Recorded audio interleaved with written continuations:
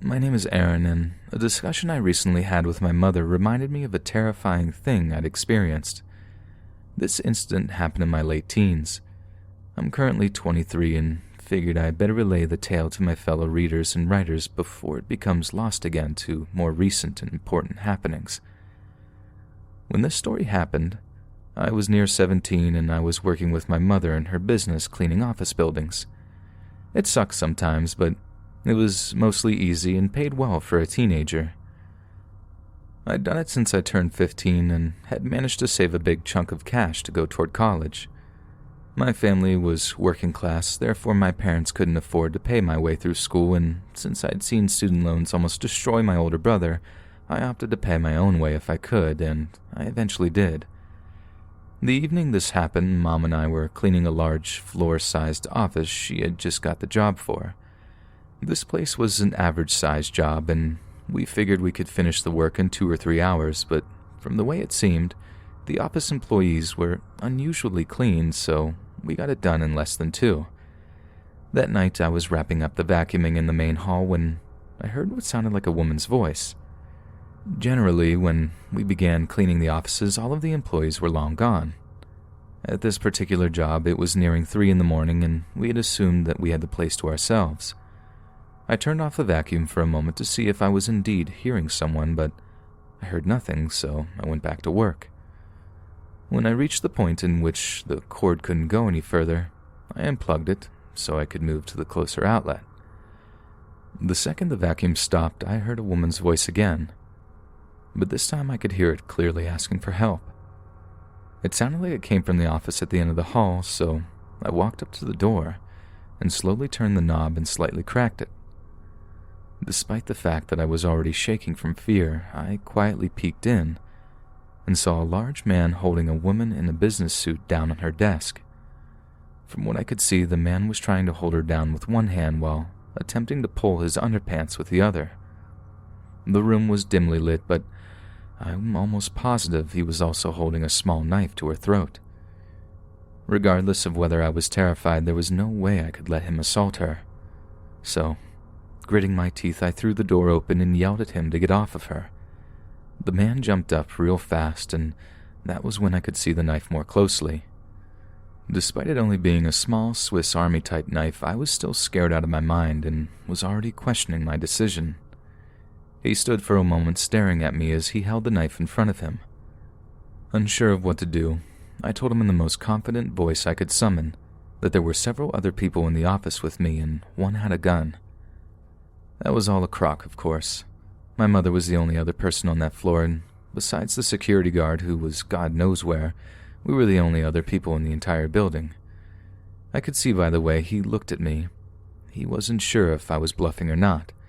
Just to be a bit more reassuring, I told him that I had called the security guard and he had already called the cops. Almost as if I made it so, I could hear sirens outside the building. I did my best to stifle my shock and nonchalantly pointed outside to drive home the point. When he heard the sirens, he dropped the knife and ran from the room. As he approached me, I shrunk from him, but he wasn't even paying attention to me at that point. I was so relieved. I let out a huge sigh and ran over to the lady. She was curled up on the floor next to her desk crying. I couldn't think of anything else to do but hold her as she wept. Not long after the attacker ran away, the 2 male police officers came into the office with a pair of paramedics. One of the paramedics asked me if I was hurt, and I assured him I wasn't. Another officer, this time a female, soon came into the room and began assisting one of the male officers while they tried to get a statement from the victim.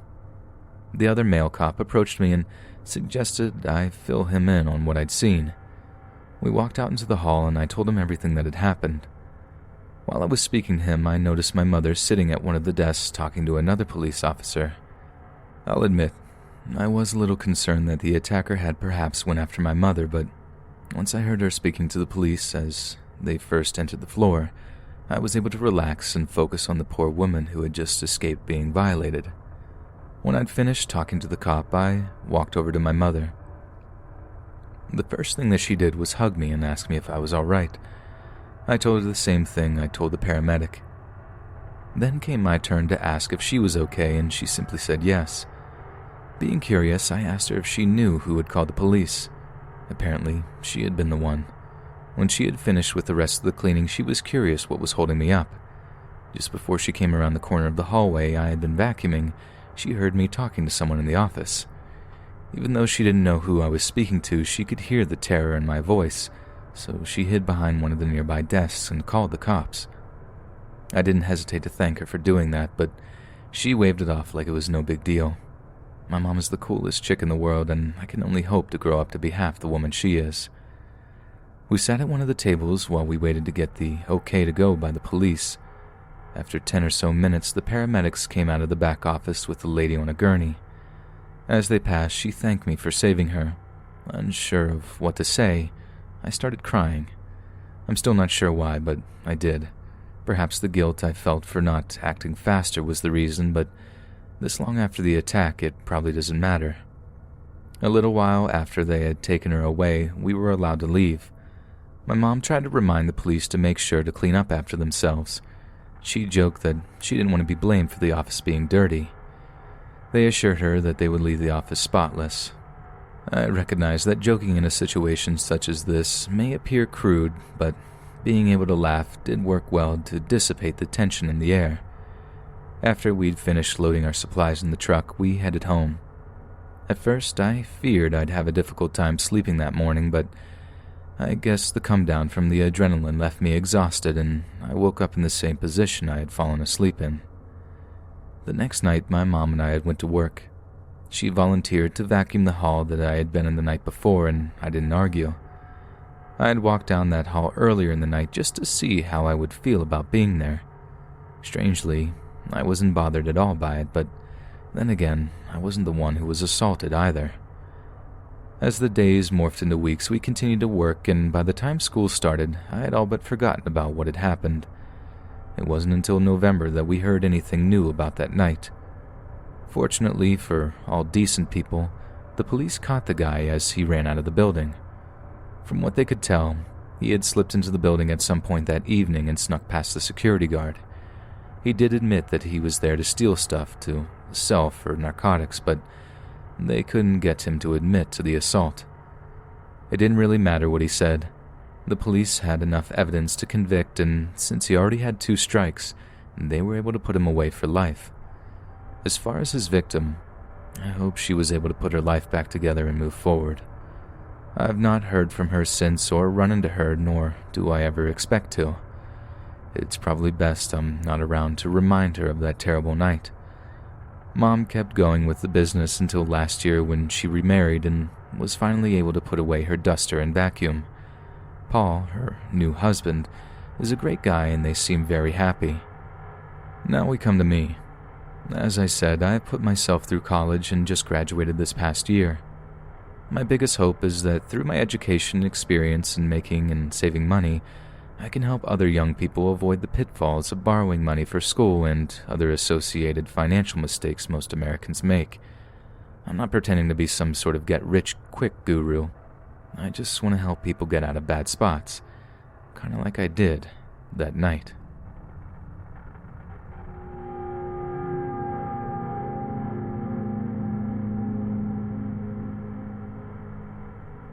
I've got a news story to share with everyone today. It didn't actually happen to me, but to my grandma while she was still living in Mexico. Since she can't write English very well, I had her retell it to me so I could post it here. She had first told me about it when I was young, and although the small details slowly slip from my mind, I have always remembered the overall facts of it, and I still shiver every time I'm reminded of what occurred. I'll try to be brief when I tell you a little of her background information. At the time, she was almost 50, and because of a recent divorce, she was forced to go back to work. She had scored a well-paying job as a maid for a wealthy family in Mexico City. The family was made up of the 2 parents and a young boy. Gran doesn't remember the boy's exact age, but she did know he was under 10. They also had several other staff working for them at the time and all lived elsewhere except for their security team. As you may know, Mexico City has had the unfortunate honor of being the kidnap capital of the world. But at this time, which was around 1995, they were ranked 2nd or 3rd behind Colombia. Most of the more wealthy families in the country are forced to have around-the-clock security teams because of the constant threat of abduction to their children. Some of those families also require their staff to pass a background check in order to limit the chance of hiring people who could pose a security risk. Gran's father had been a well-respected judge in the city, and because of this, in addition to a load of experience in maid services when she was younger, the family hired her on the spot. She'd only been working for the family about a year when this happened. My aunt had moved back in with her mother after the divorce, so she would provide transportation when she was available. That day, she had problems with her Beetle, so Gran ended up arriving at the family's house about 15 minutes late. She was put on edge before she even entered the house. The security team member, Manuel, who was usually somewhere outside the front, was nowhere to be seen, and when she called out for him, he didn't respond. This concerned her at first, but she figured he was called away to do another job, so she continued into the gate and onto the front door. Upon entering, she was once again put on edge, this time because of the total silence. And all the time that she had worked there, she couldn't ever remember a second when the house was quiet. There was always some form of noise coming from the family, staff, or television. Once again, she called out. This time for the mother, then anyone, but no one answered. She continued to call out various staff members' names as she walked through the house's many rooms. As she drew closer to the rear of the home, she began to notice an odd burning smell. The odd smell got stronger as she neared the master bedroom. The door to the room was always kept closed, but this morning it stood slightly open, and this made her even more nervous. The father of the family made it clear to her that she was allowed to clean the room, but the door should always be closed after her and never left open even when she was in the room. She assumed this was because they valued their privacy, but acknowledged it could be a safety measure. Regardless of the reason, it being open even a bit was a bad sign. With every step closer she took to the door, she felt the sick feeling in her stomach grow worse. Slowly pushing the door open, she was met with a ghastly sight. Everyone was dead. When I say everyone, that's just what I mean. It looked like every member of the household, including all of the staff, but her, had been packed into the room and machine-gunned to death. Shocked beyond relief, she ran outside screaming for the police. She told me she must have screamed for help for at least 10 minutes before she was able to flag down a passing car. The man in the car told her to get in, and they drove to a local store and called the police. They returned to the house and waited for the police to arrive. Finally, they managed to respond after almost 30 minutes. Despite the requests of the officers, she couldn't bring herself to go back into the house. The sight of all that blood, and worst of all, the poor little boy, was too much for her to handle. She even had to hide her eyes as the medical officials brought out the bodies. Then a strange question was asked to her by the police. "Where's the security team?" They said none of the bodies matched their description. After a much longer statement to the police and a small amount of investigating, it was discovered that the entire security team was missing. Gran is unsure of how many men made up the team, but she knew at least 2 men worked during the day when she was there. She never heard if the men were ever found because she made the decision to leave Mexico not long after that, but after some time thinking, she agrees with the police's theory that they were in fact the culprits, or at least were told not to be around when everything was planning to arrive. Another realization only came to her much later when my mother happened to remind her that she was late for work that day, and if she hadn't been, she most likely would have been killed too. Well, if any of you have paid any attention to the media in the last 30 years, you'll know that law enforcement in Mexico is less than effective, especially when it comes to crimes of this nature. To this day, as far as anyone in our family is aware of, regardless of what side of the border they're living on, these murders are still unsolved. I'm sure if a crime such as this happened in the U.S., the odds would be good that it would be solved, but unfortunately in Mexico, a large and ever-growing majority of instances like these are being left unresolved. This is the main reason my family has left. If the leaders of a nation won't defend its people, they don't deserve the respect or At least that's what my papa says. A hilarious number of theories about what happened in that house have been pushed about over the last 20 years or so. They cover the range from cartel hit to botched kidnapping and even alien attack. And yes, I'm serious. My grandma's opinion is that it was indeed a botched kidnapping, and from what I've learned from her and my other family members about the way kidnappings were done down there, I agree with her. However, even though she would have a hard time believing it, the chance of a cartel hit wouldn't be impossible. They wouldn't have been the first family to have a drug lord for a father. At the end of the day, the reason doesn't matter, especially more than 20 years after it occurred. The fact is that a family and their staff were slaughtered in the name of greed, and the people they had trusted most to protect them were most likely responsible for it. If this fact isn't enough to give you chills, remember, they were still free and may even be planning to do it again. Their next target may be reading this right now.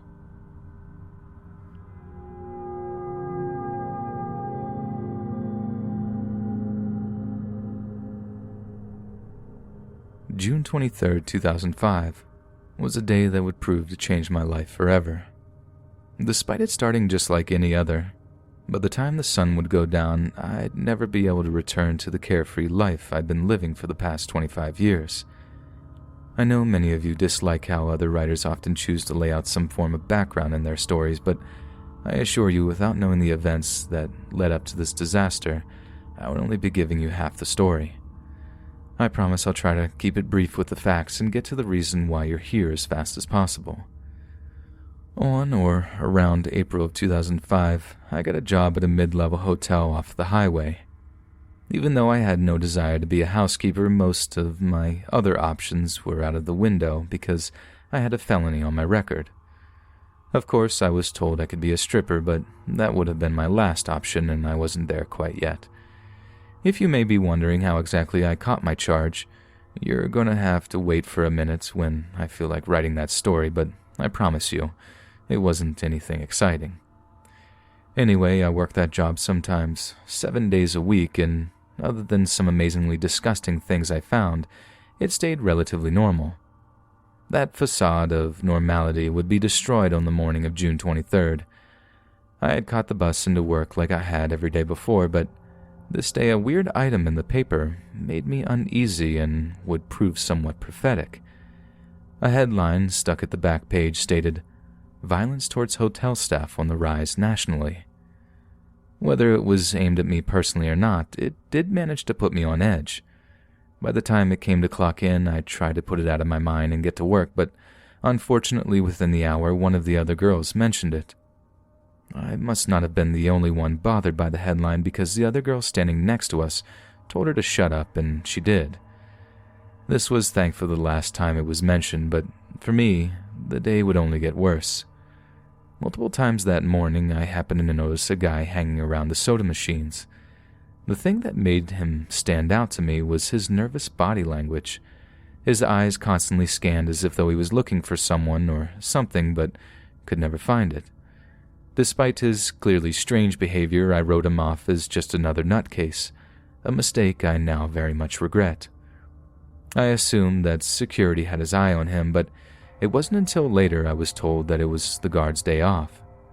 I didn't have the luxury to watch the guy, so I continued to focus on my work. It wasn't until I came back from my lunch break that I noticed him again. Now he was standing much closer to where I was working, and I was trying to keep an eye on him and work at the same time, but I soon lost track of him.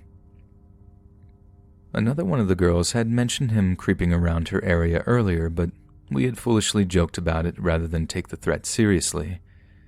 Then, in the blink of an eye, he popped up behind me, and now he had a knife pointing in my back. I had just opened the door to a room and was about to enter it when he reappeared. All I remember from that moment was the feeling of the knife point poking through my uniform and the rotten smell of his breath. He was leaning closely against me and telling me to stay quiet and go in the room. At first, I couldn't make myself move, but a small poke urged my frozen legs forward. I didn't stop moving until I bumped into the first bed and I heard him tell me to lay down. That was when I had to face the fact of what he was going to do to me. Up till then, I could still pretend that wasn't why he was here, but now I had no other option. This was when I started crying. Quietly at first, but once the fear took over, I was bawling uncontrollably. I must have been making a lot of noise because he yelled at me through his gritted teeth to shut up. But when I saw the door start to close behind him, I began wailing even louder. Now he was even madder, and he rushed at me with the knife in an effort to shut me up. I noticed in his haste that he had left the door open just wide enough for me to see people passing through the parking lot. If I was going to get out of this, I knew I only had a few seconds before he'd reach me.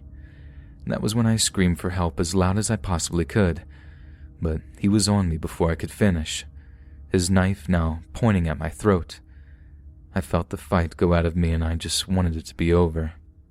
The silent tears continued to roll down my face as I stared at the ceiling, resigned to my fate. I could feel the weight of his body as he squirmed around trying to unzip his pants, but then all of a sudden the weight and movement stopped. I remember thinking at first, thank God, that was fast. But then I realized my skirt was still pulled down, and for some odd reason that made me chuckle. In an instant, like you see in the movies, the room filled with yelling and bustling. My eyes noticed a tall, burly guy in a jean jacket punching my attacker over and over. That's when I finally began to get my wits about me again. One of the girls ran into the room and grabbed me. She rushed me out while the two men continued fighting, my attacker still getting the worst of it. It wasn't long before the cops arrived and took control of the scene. My attacker couldn't put up much of a fight at that point. The other guy, who turned out to be a trucker, made sure he left on a stretcher. From what he told me, he'd heard my call for help when he was passing the open door. I'm not sure if I could refer to it as my lucky day, but had he not decided to go that direction to his truck, it almost surely would have ended in disaster. The paramedics wanted to check me out, but I quickly assured them I was fine. When it came to physically fine, I was, but psychologically, I was not. After a year of constant nightmares, I was eventually forced to recognize that and spent any spare cent I had on therapy. A solid 5 years later, I was far from perfect, but at least the nightmares had gone away, and I didn't have a panic attack anytime someone stood behind me at the market. The trial set me back a little, but there was no way I wasn't going to be there. The worst part proved to be the testimony of the trucker. My attacker's lawyer was fairly optimistic that he wouldn't be able to show up to testify, but as he told me that day, he drove all the way across the country to do what was right, and his boss could fire him if he didn't like it. My turn to testify came, and I did as well as I could without completely losing it. I must have done a good job because after I told my story, his lawyer decided to take the plea deal he'd been offered. So, for the next 20 years, he'd be off the street, and myself and other women would have one less scumbag to worry about. Sure, I would have been happier with a longer sentence, but I know how overloaded our prisons are, and every second I know where he is gives me a little bit of safety that I was lacking before. The experience made going back to work right away hard, so I decided to take some time off and go to school.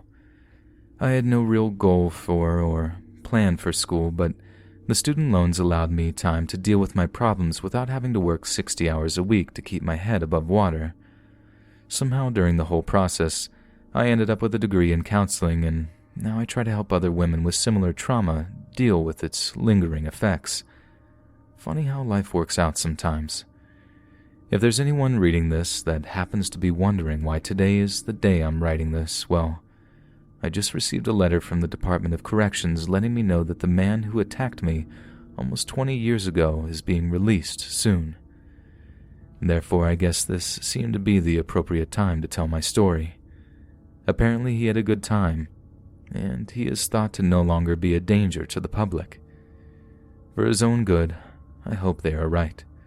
I can assure you if he has any notion of coming after me, I'm not the naive and meek girl I once was. It's in his best interest that we never meet again.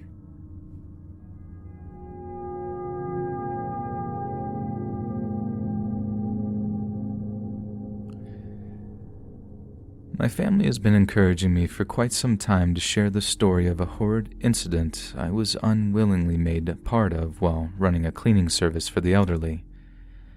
I ran the business from 1990 to 2001, and this specific occurrence served as a motivator to get my permit to carry a handgun. After what I'd seen, I knew I never wanted to be left in a position where I was unable to defend myself. Once I tell you the story, you will know why. I've been inspired to create my business after an especially bad interaction with another cleaning company. I had contacted them with the intent to contract them to come once a week and clean up my grandmother's home. She'd recently had a fall that resulted in her breaking her hip and left her unable to pick up after herself with any real efficiency. At that time, neither my mother nor myself could afford to pay exorbitant amounts that they were asking for. Therefore, with nothing really to lose, I quit my job and teamed up with my sister and mom to create a house cleaning company just for the elderly on low incomes. We were well aware that it would take a large number of clients to make it work, but it became obvious to us after doing a small amount of research that the demand for that type of service was high. So, after a visit to Costco and a few phone calls, we dove headfirst into our work. The first few weeks of business stayed somewhat slow. However, within the month, we had more business than we could handle. Over the next 2 years, we continued to grow, occasionally hiring more employees along the way until we had reached the point that we no longer had to do the cleaning ourselves and could completely focus on the administrative side of the business. My mom eventually decided to sell me her share, and it was up to my sister and I to manage a growing company on our own. We held on, but just barely, until we decided to sell the monster to a competitor for a more than fair amount in 2001. This story involves a horrible scene I happened to stumble into around Christmas of 1995. I had been working on the cleaning side of the company for nearly a year when I was forced to fill in for an ill employee. At that time, we had around 10 girls working for us, and they were busy at other locations when she got sick. Therefore, I had to pull out my uniform and get to scrubbing. The location I was filling in at was the home of one of our oldest clients, Ella May, and I felt a certain amount of obligation to her to prove I could still provide her with great service, even though I'd not done any actual cleaning myself for quite some time. It was still important to me that I be capable of remembering why I started this company in the first place, and not fall into the trap of caring for nothing but the bottom line. Anyhow, I got to Ella's house around 10 that morning and knocked on the door. She didn't answer, but I had no reason to worry because she had given us a key to let ourselves in when she was out, and that's just what I did. I started my job in the kitchen, and since she rarely cooked food in there, it didn't take me long to finish and move on. Although it was technically part of my job, I would do a load of laundry for her back when I was her regular cleaner, and that's what I was preparing to do when I found her. After I emptied the hamper, I heaped down the hall to check her bedroom for any other clothes, and as I pushed on the door to go in, I saw that the doorknob was damaged, almost as if though the door had been kicked in. This caused me to pause for a moment. I knew Ella wouldn't allow anything in her home to go broken like this, so this anomaly instantly put me on guard. As I continued into the room, I noticed what looked like a foot sticking out from behind the bed, and as I drew closer, I realized I had found Ella's body. Stifling the urge to scream, I did my best to pull myself together. I crouched down to check her pulse, and this is when I first noticed that her hands were tied behind her back. This drastically changed the situation. It appeared that she had been assaulted, so I stopped myself before I touched her. The last thing I wanted to do was screw up the evidence. I don't know why this didn't come to my mind at first. I guess I just assumed people died in the nude from natural causes all the time. I mean, surely it has to happen relatively often. Regardless of how she died, I knew I had to call 911. The police arrived quickly with an ambulance soon after. They confirmed that she had passed and probably had been like that for hours. I sat and talked to the officers for an hour or two and told them everything I knew about her and explained the way the scene appeared when I showed up. My hope was that at the time that Ella had not been violated, but the media managed to dash those hopes with their coverage leading up to the trial. The man, whose name I refuse to write here, was caught 7 months later and convicted at the trial. Even though he later tried to say he was railroaded, he had confessed multiple times to the police and his family that he was behind this, so I was pleased with the outcome. He did manage to dodge the death penalty, but he was still sentenced to life with no parole, pretty much assuring he'd never get out to hurt another decent person again. Like I said in the beginning, this tragedy convinced me to get a concealed handgun permit. I wasn't very familiar with firearms prior to making the decision, but once I decided, I did a bunch of research, including talking to a police officer friend of mine and taking a couple of classes before I finally moved forward with the process. I'm not foolish enough to think I can save the world, but I do know there are monsters in the shape of human beings out there waiting to victimize women, no matter the age, and I won't become one of them.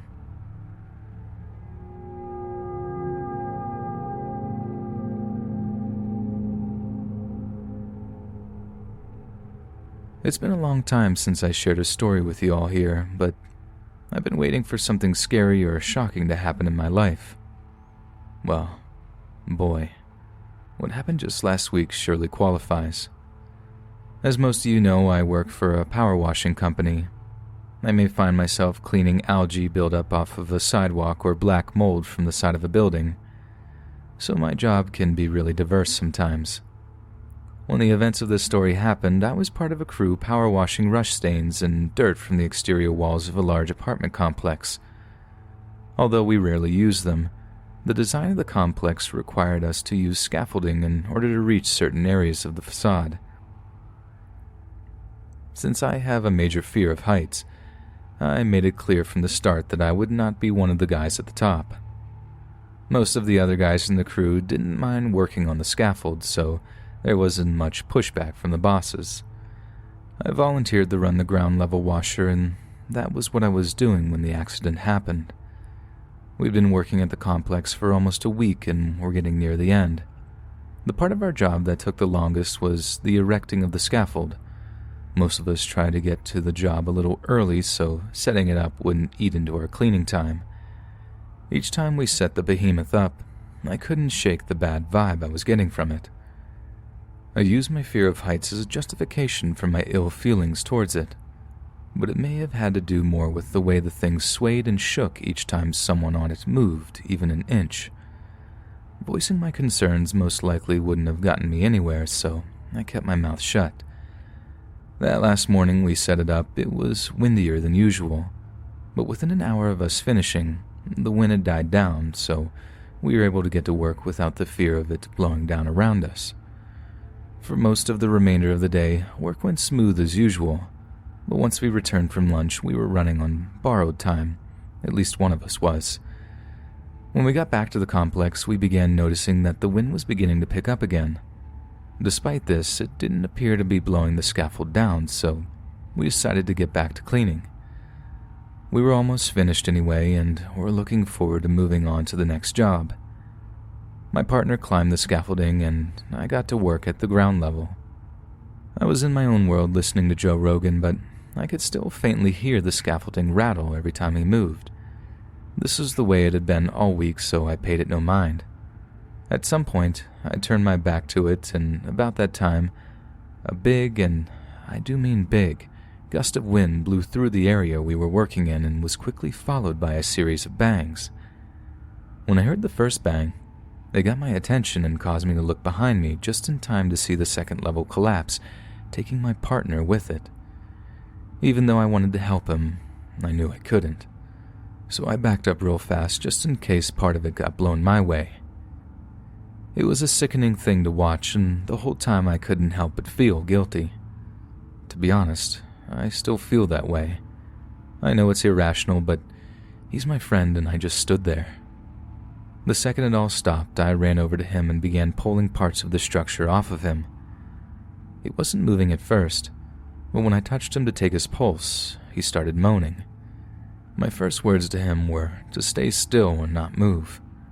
The possibility of him being paralyzed were with me the moment I realized he wasn't dead. My next move was to call 911, and they showed up in less than 5 minutes and rushed him off to the ER. The cops only held me for a few minutes in order to get a general idea of what had happened, and then let me go so I could meet my partner at the hospital. On the way, I called my supervisor and let him know what had occurred. To his credit, his only concern was for my coworker's condition and nothing else. He made it to the hospital soon after I did and hung out with me while we waited for any news. About an hour after I got there, we finally got to see him. He and the doctors filled us in on his injuries, and besides a concussion and broken arm, the worst news was that he was unable to feel anything from the waist down. Although this was crushing news to hear, the doctors are optimistic that he'll get his ability to move back in a couple of weeks. Their feeling is that the paralysis is a result of spinal cord swelling and won't be permanent. Today makes it a week since the accident happened, and my partner is doing well. Unfortunately, he's still paralyzed. He does his best to appear unbeat, but I can tell he's bummed about it. All we can do is wait and hope for the best. That's about it so far. I ask that everyone reading this pray for him and his family. If anything changes, I'll post an update here. Thank you all and stay safe. Mike.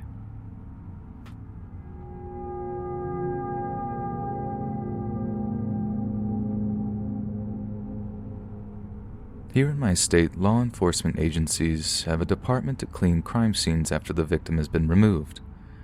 Therefore, my boss, seeing a gap in the industry, started the company I work for about 15 years ago in order to provide that service. Regardless of whether we are hired by a family member to clean up after a death or by a law enforcement agency to remove signs of a violent car accident from the public view, we have always done our best to erase any sign of violence from that particular scene. I recently had an extremely unsettling experience at the scene of a death I'd like to share with others here in the sub in order to find out if anyone else has seen something similar in the course of their daily lives, or has been told of such an incident by anyone they know. This whole thing went down at about 3 p.m. in the afternoon. I had been dispatched to the scene across town from my present location. I was cleaning up an especially messy traffic accident. The other employee that was assisting me at the time was called away to another scene, so I wrapped up my work there and headed over. By the time I arrived, the police and paramedics had already left with the poor man's body, and I was met at the door by one of the gentleman's family members. She was pretty upset, and I did my best to assure her that I would clean the scene so well she wouldn't be able to tell what had happened there. She just nodded and pointed to the bathroom.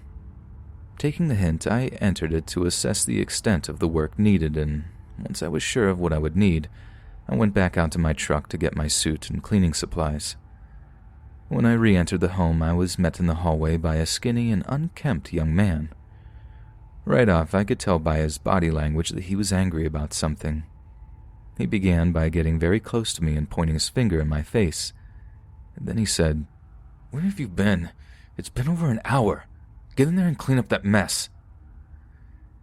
He wasn't quite yelling, but his voice was filled with aggression. I did the only thing I could do. I told him I had received the call when I was working across town, and I got there as fast as possible and told him I was sorry. I'd try to work as quickly as I could so they could be left alone to grieve. The last part of that statement seemed to annoy him, but he said nothing else. Although he was being rude, I blew it off because it wasn't the first time I had that experience with a family member. You have to remember that people deal with death in different ways, and we come into their lives in a very difficult time. Due to the situation, I got to work right away and attempted to finish as quickly as possible. Despite the fact that the man took his life with a shotgun, the bathroom wasn't as bad as you would imagine. Since I didn't have someone helping me, the cleaning took me a little longer than usual, but I still managed to finish in a few hours. Once I'd completed my work, I joined the female loved one in the living room to leave her paperwork and to tell her if she had noticed anything that I had missed, to call the company and someone would come over and take care of it, regardless of the time, 24 hours a day, 365 days of the year we offer this. It's an important thing to offer. No one's family should have to see anything that may remind them of the loss of their loved one. As she was showing me out, I expressed my personal condolences to her and we continued making small talk. As we passed down the main hall, I noticed a photo on the wall of the young man that had encountered me earlier in the appointment. The picture reminded me of our interaction, and I asked the woman to express my apologies to the male family member and to tell him I didn't intend to offend him. She stopped me for a moment and gave me a very puzzled look. Her face confused me, and I began to explain her discussion when she stopped me and assured me that she was the only other person in the house. Now I was really baffled. She asked me to describe the gentleman, and I walked back over to the photo of him on the wall and pointed to him. When I did this, her expression changed into one of disgust, and she told me in a loud voice to show myself out. As she said this, she stood beet red while pointing at the front door. I had obviously done something to make her angry, and I wanted to avoid making things worse, so, without a word, I left the house as quickly as I could. Her reaction had me downright puzzled. I was at a loss how I offended her, so I chalked the whole day up to being one of those strange ones and headed home for the day. One or two times over the next few days, I would find myself playing her reaction to me over and over in my head.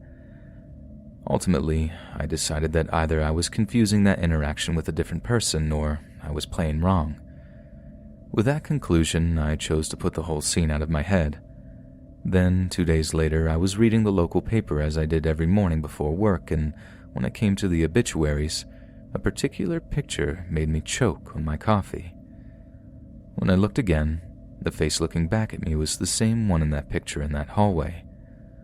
Once I fully composed myself, I read the copy below the picture and came to a horrifying realization. Either I was losing my mind, or I just had a conversation with the victim himself. The same one who had just blown himself away in that bathroom a mere 6 hours before. Now, I've never been a believer in any sort of afterlife. Once you die, the lights just go out. But no matter what I believe in, I'd had a conversation with a dead man. No matter how I try to explain it away, that's what happened. Of course, I haven't told anyone else about this. That's the beauty of anonymity. None of you know me personally, therefore, no matter if you think I'm nuts or not, it can't affect my professional life.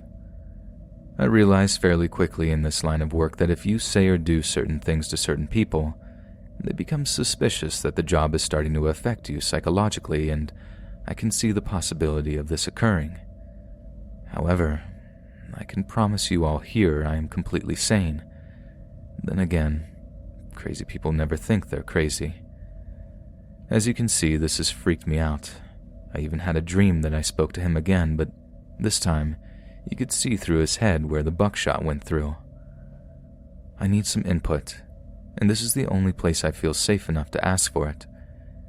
And before any of you say that I made the whole thing up, you can just screw right off. I am 100% serious about this, and the doubts of my sanity aside, I can guarantee this happened to me, or at least I think it did. Like I said earlier, I'm asking for people's accounts of these types of interactions. Is anyone aware of this sort of thing happening? Without any believable stories from other members of the stub, I'll write this off as a stress-caused delusion, but I need to know. Either way, I have to discover the truth because not knowing may drive me crazy itself. Hey friends, thanks for listening. Be sure to subscribe and click that notification bell to be alerted of all future narrations. If you got a story, be sure to submit them to my subreddit, our Let's Read official, and give and receive feedback from the community, and maybe even hear your story featured on the next video. And join my Discord to interact with me and other listeners directly. And if you want to support me even more, grab early access to all future narrations for just $1 a month on Patreon, and maybe even pick up some Let's Read merch on Spreadshirt. All links in the bio. Thanks so much, friends, and remember, we are the champions, my friends, and we'll keep on fighting till the end. We are the champions. We are the champions. No time for losers, 'cause we are the champions.